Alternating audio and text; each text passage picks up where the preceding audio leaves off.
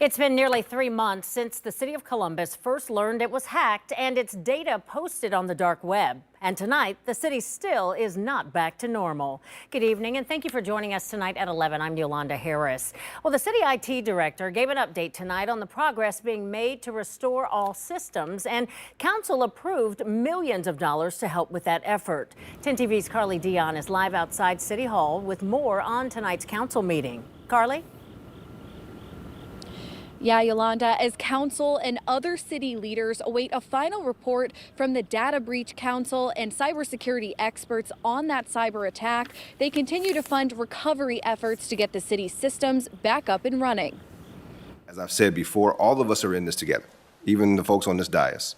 Monday night, Columbus Department of Technology Director Sam Orth addressed the council members once again on the current status of the cyber attack restoration efforts. It is clear that this was a very sophisticated intrusion. Orth says as they work to restore the city's systems every day, it's a big undertaking. He says the city manages more than 8.5 petabytes of data. That's equivalent to 2.2 trillion sheets of paper. Since the last council meeting 3 weeks ago, Orth says they brought an additional 32 systems back online. There's 106 systems remaining. The goal is to have all systems restored by the end of the month. We have a large team to deploy to identify what data was stolen, how many records from our systems were exposed, and what types of information was compromised. Which is why City Council approved an additional $3 million in funding to go toward these restoration and protection efforts. Councilmember Nick Bankston says the funding is coming from the Income Tax Set-Aside Fund.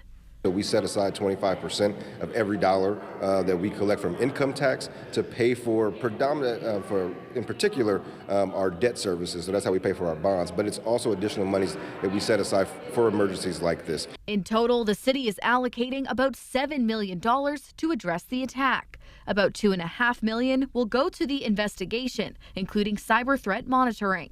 A little over $1.6 million is for Experian identity theft protection services for people affected.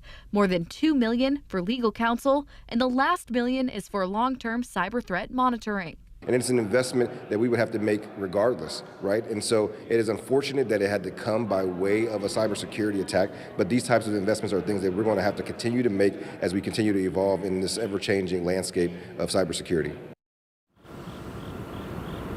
And Bankston says this funding is just the tip of the iceberg, and more funding will be needed to increase cybersecurity measures down the line. Live at City Hall, Carly Dion, 10 TV News. All right, thank you, Carly. If you want to sign up for the city's free credit monitoring, you have until November 29th to do so. Just text the word HACK to the number on your screen, 614-460-3345, and we'll send a link straight to your phone.